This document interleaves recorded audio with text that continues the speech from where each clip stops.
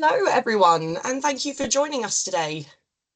I'm just going to give it a few more seconds to allow everyone to file in and join, so just bear with us, and then we will get started.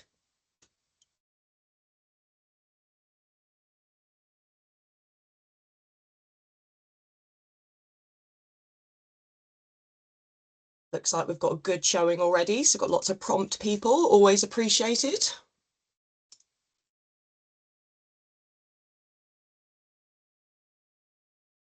Rock and roll. I think we are ready to go. So, again, hello everyone. My name is Nicole and I will be your host for this session. We are here to explore one of the most common questions that we hear from data teams right now. When should you use Databricks and when should you use Microsoft Fabric? And how can the two work together? I'm joined by Rob Carrol and Terry Russell, who will be sharing their expertise and walking us through the key differences and the strengths of each platform, as well as the scenarios where they can complement one another. We've built this session around real questions that organisations have been asking us today, and some will come from you in the audience, as well as us bringing those questions to help guide the conversation that we've had previously. Our goal for the next hour is to give you clear and practical understanding of how Databricks and Fabric compare, how they can coexist, and how to approach decisions that shape the modern data platform. So on that note, let's get started. So the first question that I have for us today is, tell us about how you have seen Fabric being positioned with our clients. Thanks, Nicole. Morning, everyone. So, yeah, Microsoft Fabric it's an all-in-one SaaS platform for analytics and data engineering. And in my experience using it, we have a variety of clients who have come from different backgrounds. A common one is people that have come from a Power BI background, who are now transitioning over to Microsoft Fabric. So they might have skills in things like Power Query and Power BI or Excel, and they're then taking those skills over to Fabric directly and using things like data flows to ingest the data.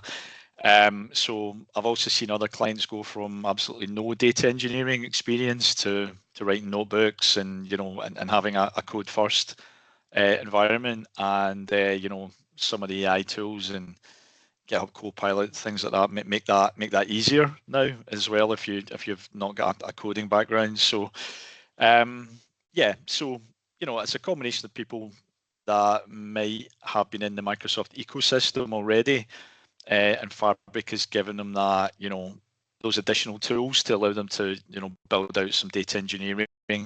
I've also seen people transitioning from traditional SQL Server databases over to Fabric SQL databases, and then potentially using technologies like mirroring from on-prem SQL or cloud or other database platforms, and that data is then replicated into OneLake, and then that allows them to use other tools within Fabric to then query that data and manipulate it and analyze it.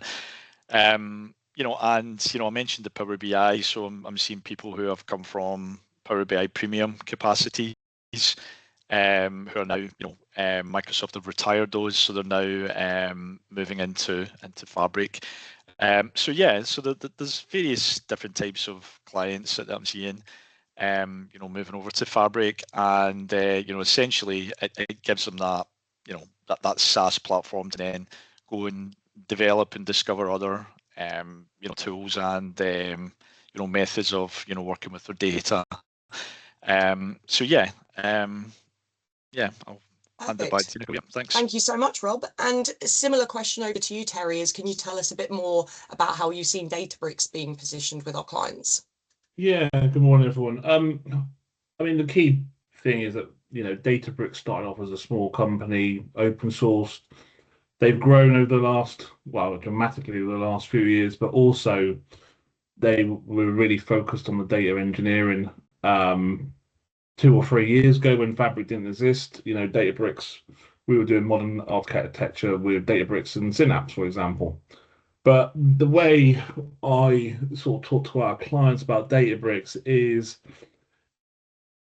the platform overall for the ingestion, making sure that, when you're have that medallion architecture layer, which a lot of our data engineers will be keen to talk about, and understanding how that sets the layers and using Databricks to ingest and manipulate that data, between the different layers. And that medallion architecture is commonly made up of, people call it bronze, silver, gold. Everyone's also looking for new names for that now. So like silver becomes validated and cleaned, and gold is enriched or optimized, But it's the same approach, and in between those layers, it's optimal to have those layers in the modern architecture because it makes the quality and accountability of that data open to anyone, but also it's a readiness thing. So, you're tracking that from raw. So your source system comes in and you go all the way through to business ready data, and Databricks with its data and the data engineering aspect of it makes it a really valuable product to do that. A lot of that also built on with the governance tool of Unity Catalog, which I know we're going to talk about more in depth on that later on, but these are the sort of considerations that we have to do as Courier when we're talking to our clients about what they want. And Rob talked there about if you Power BI analytics and you come from a SQL background, we come from a Microsoft background, but also people come from a Databricks background, and it's hard for them to imagine a world where Fabric and Databricks can exist, which is why we're here today talking about it. But there's lots of things we talk about with Databricks, and not just the engineering, but the governance layer, the models it can use, the low level, but also the cost and performance. Having that pay-as-you-go option to scale up and scale back your clusters, which, again, I know Rob is going to come on and talk about later, but these are all factors that we consider as Courier when we're trying to talk to our clients to understand what their data engineering and visualizations and AI and BI needs are now. Amazing. Thank you so much, Terry.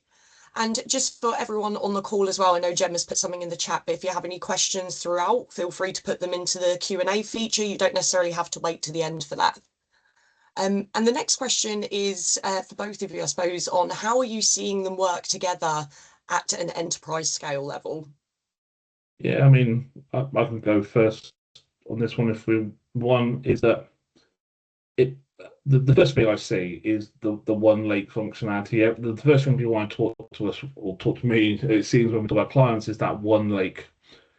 How can I make use of one lake across Databricks and across Fabric?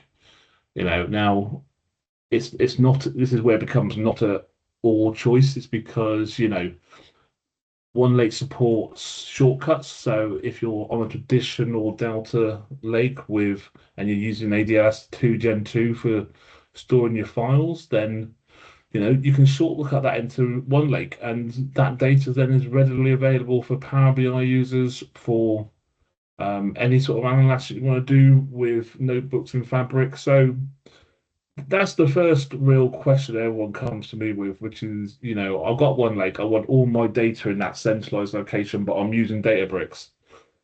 Am I going to be held for egress charges, for example, between the two, or ingress charges between the two? No, because the Microsoft and Databricks partnership is strong. They want them to work together. They want it to be seen that they are compatible, and these shortcuts and enable us to make sure that we can get that data into one lake in that central location that is accessible for not just only Databricks but Fabric users as well.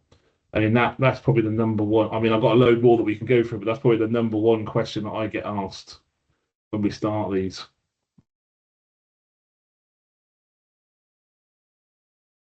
Yeah, thanks, Terry. I'll just I mean, very similar theme there. The integration between Unity Catalog and One Lake is something that Microsoft and Databricks have put a lot of work into. I mean, it's worth just mentioning that Microsoft and Databricks have been partners for almost a decade. Databricks is a first party product on Azure. So it means that you buy Databricks through Azure, you pay unified billing, you get one support team to work with. So they are committed to working together, and part of that is what Terry touched on there, the ability to share that data between Unity Catalog and OneLake, so that there is mirroring available between Unity Catalog and Fabric. At FabCon there the other week, it was announced that would also be enabled the other way, so you'd be able to read data from Fabric and Unity Catalog, and there's also plans in the roadmap for to be able to write to each particular platform from the other. So there is integration there, and tools like Microsoft Purview can govern Unity Catalog. It can govern Fabric in a kind of unified manner in your organization. So yeah, that mirroring enables you to bring that. You can do your heavy data engineering in Databricks. You can mirror that data into OneLake, and then you can use the visualization tools in Power BI. You can use the Copilot integration in Fabric to then interact with that data. So yeah, I think the commitment between Microsoft and Databricks is strong, but also they've also hinted that the competition has been quite good as well, because it's probably spurred each other on. Databricks has definitely spurred on Microsoft to produce Fabric, and there's things like in Databricks like Lakebase, that came after Microsoft announced the Fabric databases. So yeah, competition is good and cooperation is great as well. So yeah, I don't see the relationship going anywhere other than becoming more tightly integrated in the future. Yeah, and I think we can build on that even more, Nicole, is that once you get past that competitive nature, the way, it does drive on. We had talks from both Microsoft and Databricks last week, and you can see how keen they want to be to work together and to drive, drive the ACR for Microsoft, but also making sure they deliver everything for their clients. And that came from both of them. They want to be competitive, but they also want a partnership. And they want to use partners like us to drive that, and not just to go, no, your Databricks, your Fabric, that's, pick one or the other. And I guess the next conversation we always have after they've got through the fact that there's a central location is, well, what's the best pattern for me? And I think we can talk about these in 3 sections, and I'll get Rob's thoughts. But the first one is the client, or we think it should be what we call a Databricks first pattern. And the way that works is that Databricks will be used for like data engineering. It's really for mature Databricks estates. So we have clients that have been with Databricks for more than 5 years, go a lot longer. Fabric is a great product, but they're not going to re-engineer that whole platform to move on to something else. So they're a heavily invested Databricks estate. And what we then get them to do is make sure that all the data engineering, all their practices, their patterns there are, all available in Databricks. They're using the power of Databricks. But then, unlike the shortcut option where we talk about Gen 2 in ADLS, there's also mirroring in Fabric, which I'll get back to Rob on it to explain. But you can then mirror Unity Catalog as a source into OneLake, again, giving you the option of having that central storage and being able to make one set of data available without ingress charges. And that's what we would term at Carrol like the Databricks first approach. You engineer within Databricks. Fabric is then used for data product, data mesh, your users, your self-serve, things that that Power BI has been doing for a long time. But what Fabric then brings into that market, in my opinion, we share with our clients, is that it's no longer just a report visualization semantic model. You could do some other engineering and cleansing on that data, but your central location of that data is still Databricks and still Unity Catalog, and that mirroring also gives you the governance control at the same level. Yeah, that's a really good point. I mean, we try to get away from silos. So you're right. Unity Catalog is still your single source of truth for that data. We're sharing it out to other platforms, then consume it for the end users. So yeah, we want to avoid rebuilding clouds and silos all over the place in your organization. So yeah, I mean, and ETL is expensive. It goes wrong, it breaks. You don't want to be writing pipelines to copy data around, and so yeah, so that synchronization with Unity Catalog and that mirroring, yeah, helps to bring that all together. And OneLake is based on the same open standards as it's based in Delta. The Databricks essentially pioneered. So it's a standard format across both platforms, and it just opens up so many other opportunities to use that data and get it in the hands of end users.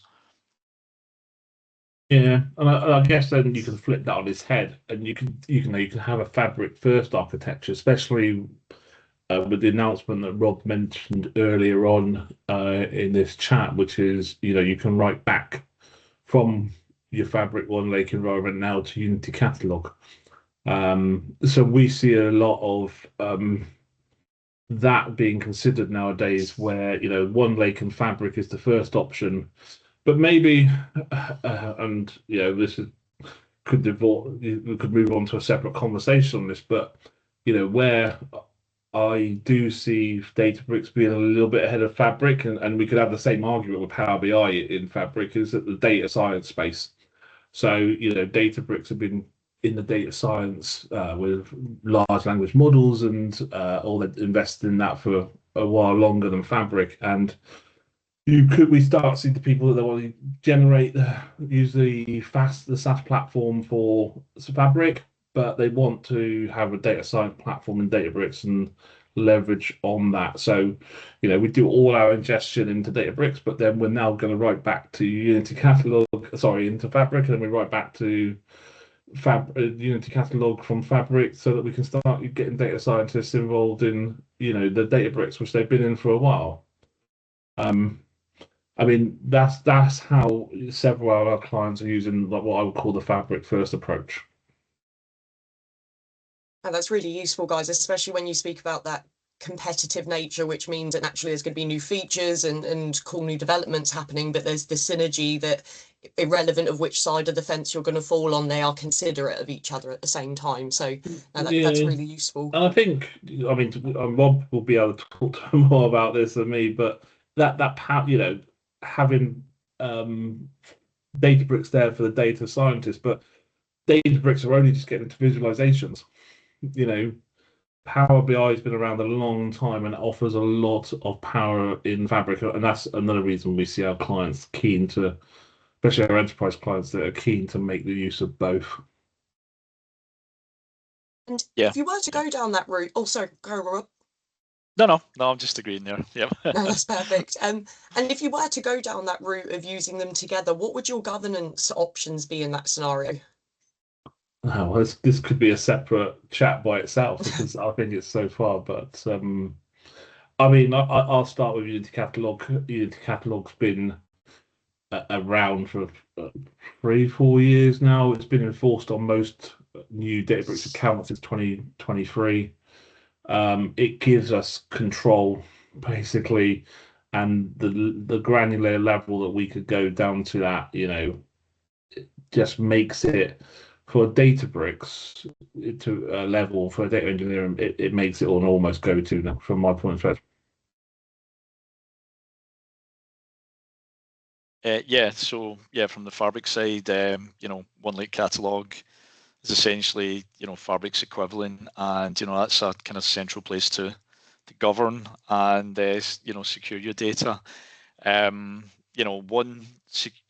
Security went GA at FabCon the other week, so that's the ability to set your permissions on the OneLake level, and then anything that above that will then respect those permissions and adhere to them. Fabric's got a bit of catching up to do in certain areas. The workspace is still basically the core administrative and security boundary. So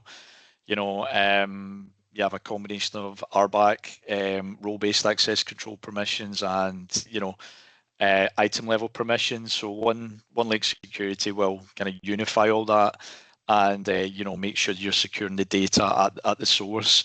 Unfortunately, when you do mirror, it doesn't mirror the Unity catalog permissions, so you still have to apply your one lake permissions on the Fabric side. But yeah, Microsoft have made it a central place now that you can go and you can manage your governance and your and also you can bring in things like data loss prevention policies and tagging for sensitivity, and that can all be integrated in Purview, so you can be using the same policies across Fabric and Databricks, in your tenant. So yeah, I mean, governance is not it's a topic you could, as Terry said, you could talk all day about. It's not a hugely interesting topic, but it's very, very important. And yeah, it's good to see that both Fabric and Databricks are really making it central to their to their platforms. Yeah, it's key to build on that though, isn't it? Because when we go to the Databricks first approach and Unity Catalog is there, Unity Catalogs like supports the fine-grained access controls that people have been crying out for years on their platform. It does it for workspace restrictions. You can get privilege and ownership. You can use AIDBAC, row and column controls. It's all there at the data, because I think what we see a lot of is, and certainly it's going this way even further in my opinion with the clients, is that again a Power BI feature of using row level security or column level security has always been there. We've been doing it in Synapse. We've done it in Rob's probably done many talks on it about SQL Server about it as well. But you can also now do that in Databricks, and what that allows people to do is that Power BI reports are great. They're dashboards. People like to look in that top corner, have that 3-second, or can I find the number I want in 3 seconds on my dashboard? You can, they're great, but you still control that with the different row level security. But what we're getting a lot from our clients is dashboards are great, but I want to see the underlying data. And we have to remember that row level and security level or column level security that we implement on Power BI has to be taken down to those medallion architect levels that I talked about earlier. Is that you will get data scientists and analysts who want to forgo the gold layer that's business ready. They want to look at the transactional clean data that's in silver, and they want to use that to drive further business data value. But again, we got to remember that there has to be governance on that level, which is why I think using Unity Catalog is key to some of this, because it will just drive people to that data, but the business will know it's secure. Added to that, now Unity Catalog goes into Purview. So we had different conversations that Rob was talking about there about data prevention loss, all that sort of stuff. Yeah, I think I'm sure yeah, he'll come up at some point today, but yeah, in a world where you're not necessarily accessing your data through a report anymore or a dashboard, then governance at the the lake level becomes really important, because we need to make sure that whichever way people are accessing the data, that it is that they are only seeing what they should be seeing. The one lake security supports all the the row level, column level security that Terry mentioned, the Unity catalog. So yeah, it's just a way of kind of making sure how people can't access that data or circumvent the item level permissions or the workspace level permissions that have been set. And also when it comes to data exfiltration as well, that's when your DLPs, your data loss prevention policies can come in as well, that you tag that data as sensitive, you make sure that that data can escape out your organization, and we can use tools like Purview to manage that at the enterprise level across both products. It's funny you should say that about AI, Rob, because my next question is all about the buzzword of the moment, which is AI. As we all know, it's a hot topic. So how do you see the AI features of Fabric and Databricks helping data engineers accelerate delivery, for example? Yeah, I'll come in on that one. So yeah, I mean, I think I mean AI is a buzzword, but it's also very, very real as well. It's not going anywhere. I don't know if anyone has used some of the latest models to generate code, but they are, it generates better code than I could ever dream of. So and data engineering is going to follow that same road as software engineering, software development. So I think more and more code will be written by models and agents. And Microsoft has really put AI, at the heart of Fabric.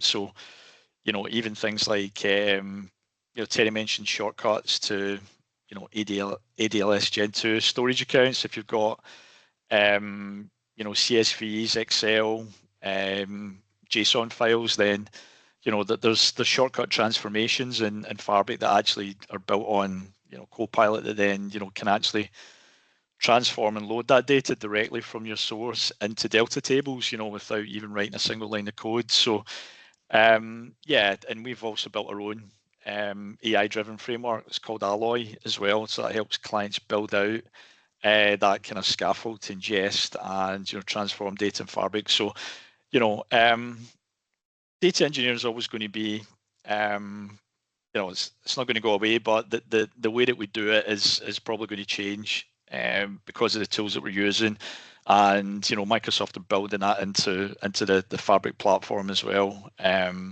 Some MCP servers were also announced as well at FabCon, some additional ones, but I've used things like the Power BI modeling MCP server where it can look at your data and then suggest star schemas, and I used it to implement row level security on a model, an existing model, and it built out the DAX for me, and it did a pretty good job. So so AI is changing the way that we work.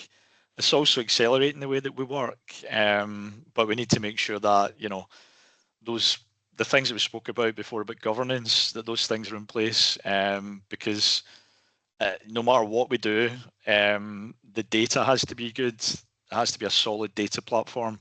I think the tools themselves will become less important, but the actual quality of the data that we're building, our AI agents on, and has to be rock solid. And that's where data engineers can bring their experience of building these systems and working with the business to gather requirements, making sure that there's a good clear semantic model for the AI agents to read. I think AI will change the way we do things, but that underlying data platform is, if it's garbage, and then it's going to be garbage out. So we need to make sure that we're building on solid foundations there. Yeah, I mean, I could talk again. This is probably another subject that I could talk about for ages. I mean, be honest, I can't remember a life before I was using AI and large language models to code anymore. Occasionally, I go back to what I would consider hardcore coding and try not to use any of the features, but it's really hard in Databricks not to use it. I mean, Databricks they announced that they had a product called Databricks Assist, which for those that are used to using Databricks in the workspace, it's there. It's assist you. They've renamed it Genie Code now. But I can easily point it now at a sort of semi-structured JSON file, and I can ask Genie Code to normalize it for me. I can ask it to publish it in a curated table, and it will create it from scratch for me. It will create me a notebook, my cells. It will understand the context that I'm asking it for in the context of the workspace and the platform it's on. It will build out that transformation logic with the guardrails I give it. And, there's a more, and it's been doing that for years, but just recently, what we're finding, especially with Genie Code, what it does is now allows you to optimize and refactor existing code. So it looks at, code that you've got in your platform already, starts making suggestions as you're coding. It's, that the term vibe engineering has been thrown around in the data engineering community, but also just having that, what used to be termed back when I probably started programming, like pair programming. And you used to have your mate or your colleague sat next to you, and you'd pair program together. Now we've got Databricks as assistant, or Genie Code to help us, or Git Copilot, all that sort of stuff. And the other thing, again, that I find it really useful to do in AI as a data engineer is debug things. If I've got a failing notebook now, and I think we've all seen it where Databricks or Microsoft Code give us the most unhelpful error that you can imagine. It basically might as well just said it failed here. Computer says no moment. Exactly that, Nicole. And you used to have to spend hours debugging that, working it through, trying to work out where the code was. Genie Code does a lot of this hard lifting for you, and it also explains the fix and the optimization it would put into it. And to have that power of a pair programming again with an AI assistant, I think, like I said, I can't remember a time when I wasn't using it. And I can't imagine it's going to. I mean, it's certainly not going to get any worse. This is it's at its worst point right now, and we say that every day. Tomorrow will be better. And also, the other one I would add it to is, I don't know, maybe Rob has thoughts on this way, but the governance side of it as well. So I've been using it recently with Unity Catalog to phrase my question. I need finance to look at this table. I need HR to look at this table, but this needs to be, these columns need to be unavailable to operations. And it will work with me on Unity Catalog to get the best grain of permissions that I need in my curated layer to work that out. And again, it's not something that is out of the possibility of a data engineer, but you know what? Sometimes I'm a bit lazy. I don't want to work through what tables and columns I've got to work out. I can just ask AI to assist me in Databricks. And like, yeah, I mean, I say it again, I just can't remember a life without it now. I don't think I want to go back to being a data engineer with a life without it. Yeah, no, I agree. I'm the same. Once you start using these tools, then it's very difficult to take them off you again. But I'll pick up on one thing you said about context, which I think is really important. And now with things like MCP servers, you can add that context to the data. So I can look at a data set. I can use the Fabric MCP server. I can use Power BI modeling MCP servers, and I can actually ask questions that are specific to those platforms, rather than just getting just uploading a CSV to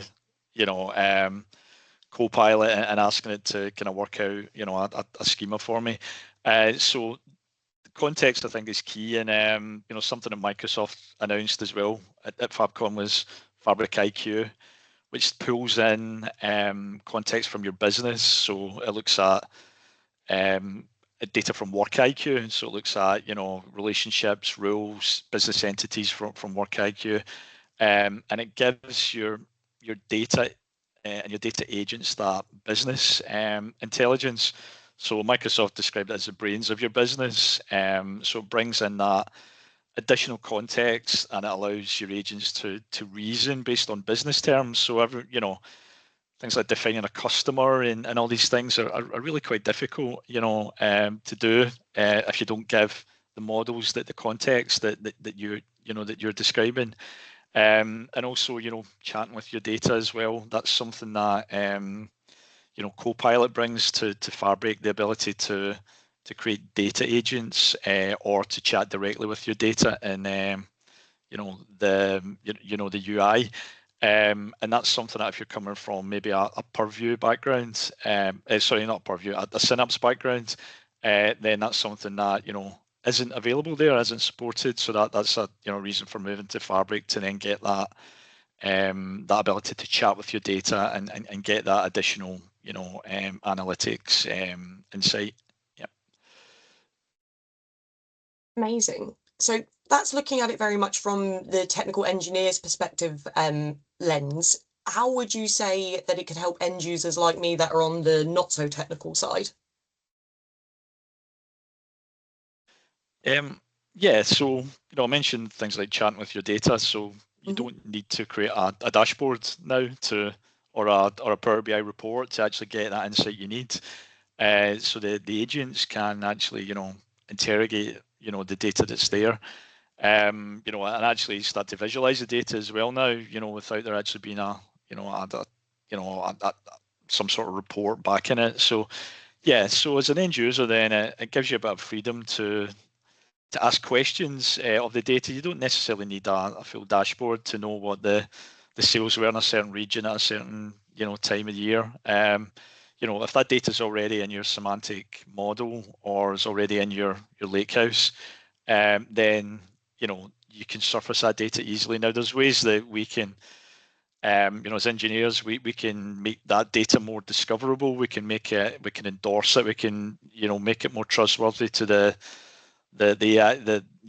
agents and the end users. So there's things that we can do to cleanse it and make descriptions clearer and that sort of thing. But essentially, yeah, it gives you the ability to go in and start building your own visualizations and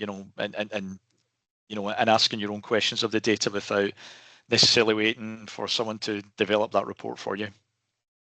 Yeah, it goes back to the context that you were mentioning before of making sure you're giving it the information so that you can get the right output. So which audience are you looking at it from, for example? And anything on your side, Yeah. Terry? Yeah, I mean, as much as I do love large language models when I'm coding, and it's in the workspace and understand the context I'm looking at, I do get a little bit frustrated when I go, please draw me a dashboard that highlights my sales for the last 3 months, talks about my pipeline, and talks about everything. The first thing it does is produce a pie chart. And it produces a pie chart of that's just ugly.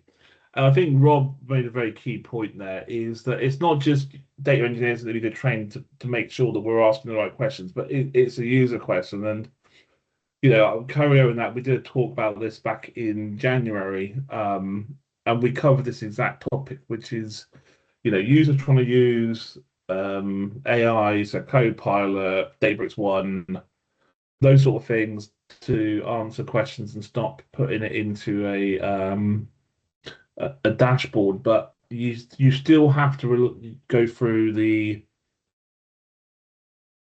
same guardrails that we go through as engineers, because you do need to say, I would like a dashboard. I want it produced once a day, and I want it to be in this format. And I want it to be with this output and these metrics, and this is my key findings. Prompt engineering is just as important for the end users as it is for data engineers or anyone technical. That side, what side's on the fence? Well, Databricks One, that is the Databricks approach to not Copilot as such, but it gives users the first access to Databricks, because we've had C-level execs for years go, well, that's great. I love that we've got a data platform, but I can't see it without a dashboard. And Databricks One now gives those people, the users, the access using Databricks apps and all of that to go and start building out questions that the CEO wants to ask of his data. And the same thing, Rob talks about chat with your data. Databricks Genie is now the full product for that. And again, you can start saying, tell me about my sales performance, tell me about my claims, tell me about what my supply chain looks like. And as long as data engineers, our data is prepped and ready in that way, then these, whether you're using Copilot in Fabric or Databricks One or Databricks Genie, these tools will, I think, change the way people look at reporting. But we all understand that Carrol, there's a need that dashboards for some, for some reporting is still the way we go. But for questions, then people are turning more to these programs like Databricks One and Copilot and Fabric. Oh, that's really helpful. Thank you. And what we're going to do from here, we're going to jump into a couple of the questions that we're seeing in the chat. And don't get me wrong, we may have covered some of this in the governance conversation, but I just want to make sure Simon's question is fully addressed. So Simon has posted, we have an established Databricks data platform built on ADLS. There is an appetite to bring in Microsoft Fabric to complement the data platform for self-serve analytics. Our data access controls are managed through Unity Catalog. What is the best way to protect against data being exported into OneLake, then onwardly shared with people that may have been originally denied access through Unity? So the Unity catalog permissions would not be mirrored. So you would have to apply permissions on the Fabric side as well there. So I'm not sure if that's something that is in the roadmap. I would need to check. It would be great if we could just have one kind of central permissions that we could then mirror across. But there are essentially different platforms and different security mechanisms. But yeah, you need to make sure you're locking down the Fabric side as well there. And then we have, for new businesses, can everything be done in Fabric, including the heavy lifting of data engineering, or do you need Databricks, or can you go all in on Fabric? You see, I hate to give the consulting answer to something like this, but there is still an element of depends. Now, I'll leave it to Rob to talk about the engineering. Can Fabric be your end-to-end data platform? Absolutely, it can. Without doubt. My not concern, but when we talk to our clients, the evaluation tools that we use is like how much how much is your data engineering batch take? How are you using real-time streams? Do you need to be worried about the cost of your ETL process alone compared to the visualization tool? Because Databricks still gives us, because of the way it's structured in Azure, it gives us the ability to cost optimize our data engineering and separate it from our visualization. With Fabric being, a whole solution and a good solution for all data engineering and data visualization, there is still that thing where if I've got particularly heavy load on Databricks that day, let's say I've just started a new system for that day, I can scale my Databricks cluster, or within 15 minutes to match the need of what I'm bringing in. Obviously, if we look at the SKUs that Microsoft offer, then you have to be a little bit more prescriptive about what you want to choose as your SKU to make sure you're meeting that engineering capacity. Yeah, I think you know what my answer is going to be here to the question. Yeah. Of course you can do everything in Fabric, but Terry raises some good points here. I mean, it is, we mentioned heavy lifting data engineering. Now Fabric can do that as well. You can scale all the way up to an F2048, I think, and I won't tell you the price of that. It'll make your eyes water, but it does scale, and yeah, so there's, I mean, as a you could do everything in Fabric. Terry mentioned the capacity, the capacities there. So Fabric does work on a capacity model, which is very predictable because you know exactly how much you're going to pay. But if you do have those spikes, you can, it will burst beyond your capacity, but you have to then pay it back in the form of throttling. But there's a feature now that in your capacities that you can turn on capacity overage, and that basically allows you to burst but not actually pay the price of throttling. You can actually just, for the additional compute, you pay you pay the additional price over and above your capacity. So so you can have those occasions where you are doing a lot of processing. For that situation, you might need to go up from an F32 to an F64. Now you don't. You can stay at an F32, and you can just use that capacity overage feature to just pay for what you use for that one particular time of the day where you're doing all your data ingestion. So I mean there's flexibility there. So yeah, you can use it as the intent platform, but we tend to see people using a bit of both, essentially, especially the larger enterprises.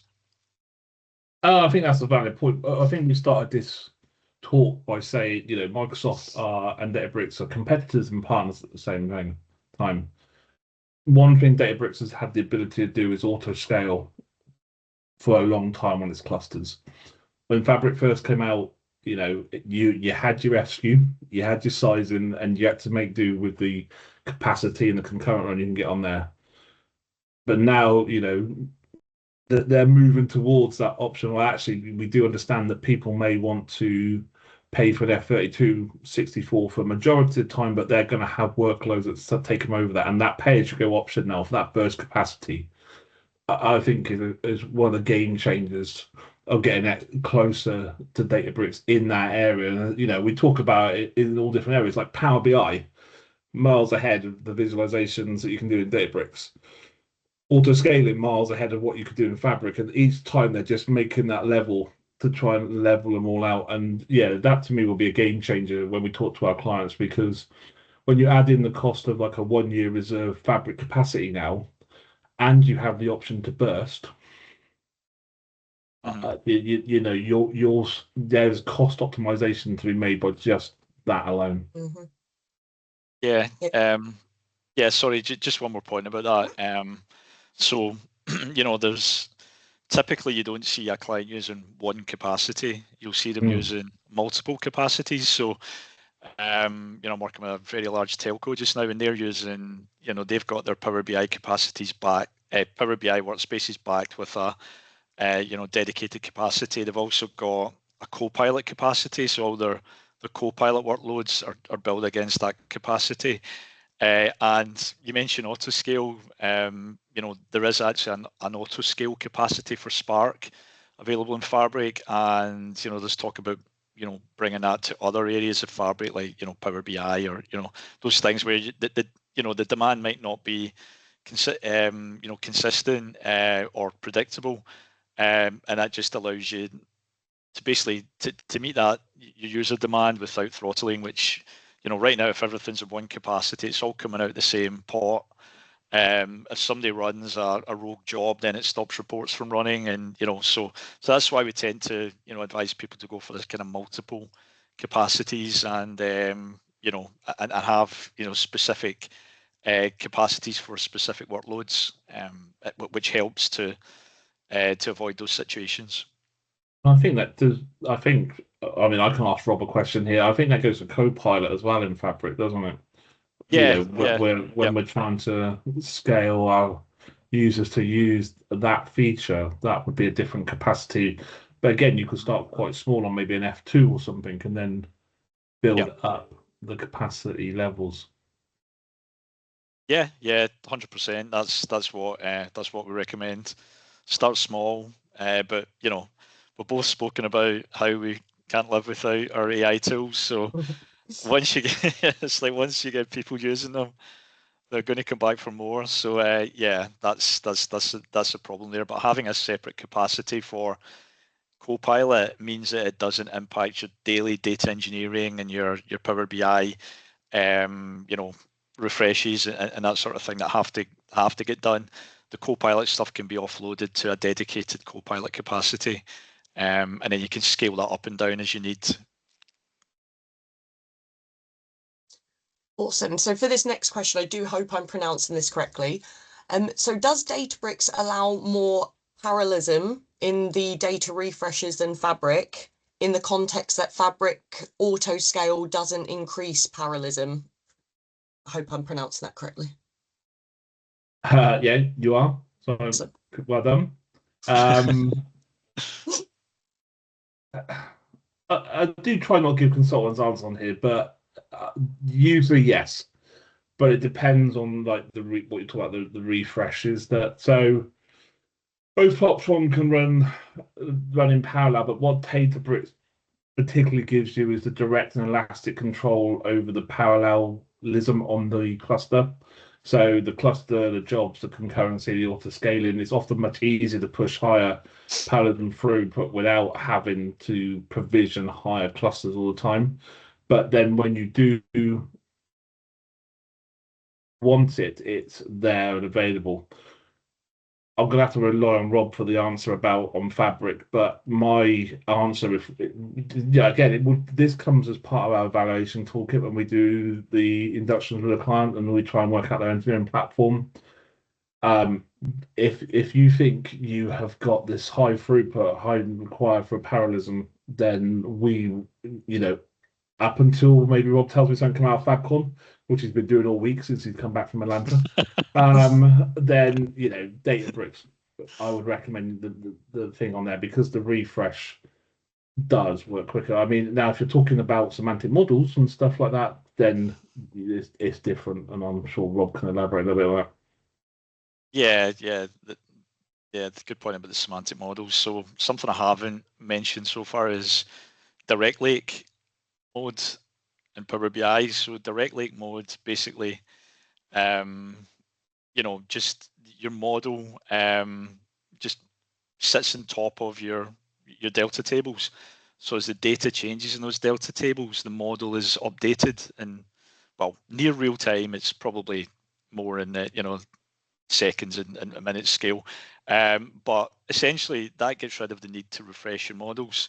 So one client I've been working with really loves this feature because refreshes were a real pain for them and used a lot of processing, a lot of capacity just to get new data in. Whereas if you use Direct Lake, then that's essentially done for you. Caches, and if that that block changes, then the data will be updated in the model. So it's pretty efficient as well. The parallelism question, I'm going to have to get back to you on that one, but I know that if you've got a Spark cluster, it won't auto scale, but there's again some the default starter pool in Fabric is optimized to start up quickly. If you then change the settings there, then it can affect the startup time. But again, Microsoft have recently announced the kind of custom starter pools that you can create you can change some of the the compute settings, and you'll still get that that kind of 5 to 10 second startup time for those pools when they do run. But I'm not quite sure about the parallelism side, so we'll follow up on that one afterwards. But I think the answer to Colin's question is about Databricks is usually yes, it can. Yeah. So. And then we have one more from John Sullivan. And John, if you want to get into this in a more specific context, we can do a follow-up call off the back of the webinar. But we've been using Power BI, Synapse, etc. for a number of years. We've migrated a lot of the data engineering to Fabric over the past few years, but we're getting pressure to move to Databricks. There is some disagreement within the teams and management. The team is new to Databricks in this context. What are the benefits of moving versus staying at high level? And I appreciate that's a big question we've covered off a little bit throughout, but as I said, we could do a follow-up call to look at this more specifically, but what are your top headline items that you would call out for that? So I'll come in this one. Literally, this is what my session at FabCon was about. So nice. I'm really happy to talk to you offline, John, if you want any further information. We're kind of running low on time, but essentially, the benefits of moving from Synapse to Fabric. There's been no new features in Synapse since Fabric was announced. You don't get the Copilot, you don't get the AI integration. Fabric is actually cheaper to run and more performant than in the data warehouse pipelines, and also the engineering side. It's kept up to date with the latest Spark versions. Synapse isn't. So yeah, I mean, there's a whole host of reasons to move. We also have some tools that can help you to move as well from Synapse to Fabric. You know, we've got a free assessment tool. You know, we could work with you to have a look and see how easy you could migrate your code from Synapse to Fabric as well. And Microsoft are doing a really good job in building out some tools into the UI as well. But yeah, I'll let Terry have a say as well. Yeah, I mean, I don't think John's question is unique as well. You know, they've got from going to Power BI and Synapse, and it sounds like John's company is, you know, moving forward with Fabric, which is great. But you know, it sounds like a bit of disruption with, well, why aren't we using Databricks here? I hope a lot of our podcasts hope that they, you know, the podcast, our talk here webinars said that we can use them together. But in that last question, the benefit of moving or staying, I mean, I think you have to ask yourself what you're trying to get out of it. So if you want a mature, Spark-driven lakehouse, so you're really high engineering, high performance options with using like Proton in Databricks, then you know that would be one question. If you're looking for a strong centralized governance model, you know, this tried and tested, you know, Purview's coming into Fabric, but you know, Unity Catalog again. So two big factors for me then for moving would be, you know, that power of engineering and the performance options you get with Databricks, the Unity Catalog. We talked a bit about in the AI, if you're heavily driven into Gen AI or data science or ML, things like ML flow in Databricks, you know, still probably a deciding factor for Carrol when we choose some of that for Databricks. And just, you know, the fact that Databricks still to some degree has an open source model. So, you know, Snowflake is with Iceberg, it can integrate. Fabric is starting to get that way. But then you have to, I would then compare it to the benefits of Fabric. You know, if you are a Microsoft house, you are highly driven by Power BI and semantic models, and you want that really tight end-to-end integration, stick with Fabric. As Rob was talking about the data engineering there, the power and the capacity now is there for heavy lifting and shifting. If you want one copy of the data, you know, one lake, you know, we talked earlier about mirroring in, but it's still effectively a different data source mirroring into one lake and being used that way. But if you want that control in one lake, the data needs to exist in there. And Purview, you know, again, more there's a Purview for Unity Catalog. Purview and Fabric is going to be a lot easier to integrate. We all know that, again, that competitive nature that Microsoft will make Microsoft products better for other Microsoft products before they make it better for their competitors. So I think, you know, again, John, if you want to jump on a call with Rob and I and talk it through, we're more than happy to do that offline. But I'd ask those questions and then make your choice for moving or staying. But that is our opinion, I guess, from Carrol when we look at that sort of stuff. That's perfect. And we have a couple more questions in the chat, but we are out of time. So, for example, Rodrigo has asked, is Fabric ever creating the champion status with a jacket accolade like Databricks? But Rodrigo will follow up with you directly just to make sure all of those questions are answered and anyone else that's asked questions. They have the sorry with a hoodie. Yeah, they have the MVP stuff. You get a little disc, but you don't get anything as cool as a jacket, though, do you? But maybe we should have a word with them. We'll have a word with our Microsoft resellers and see if you can get champion status with a jacket and a hoodie. The best I got was perfect. A hoodie, yeah. So yeah. Yeah. And so to wrap up for today, I think the key takeaway is that it's not really a Databricks versus Fabric conversation.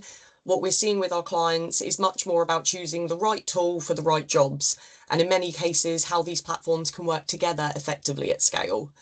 So we've talked through some real examples of how organizations are using Fabric, how Databricks is being used, how governance can be managed across both of those, and also how the AI capabilities like Copilot and Genie are starting to change the way that the teams are working today. Hopefully that's helped ground the conversation in what's actually happening in practice rather than just like a long features list. If anything today has sparked questions or ideas or has made you reflect on how your own data platform is evolving, we'd be very happy to continue conversations, especially around any specific questions that you've had, like in the chat. Off the back of this event, we're also offering a limited number of free analytics transformation workshops. These are designed to help you explore use cases, validate approaches, and support proof of concepts. And that's whether it's on Fabric or Databricks or a combination of the two. So if that's something that would be of use, please do reach out and we will follow up. Your account manager will follow up to get something booked in to talk this through. But thank you very much for your time today. Thank you to everyone that joined and contributed. We really appreciate your time. Thank you. Thank you. Thanks all.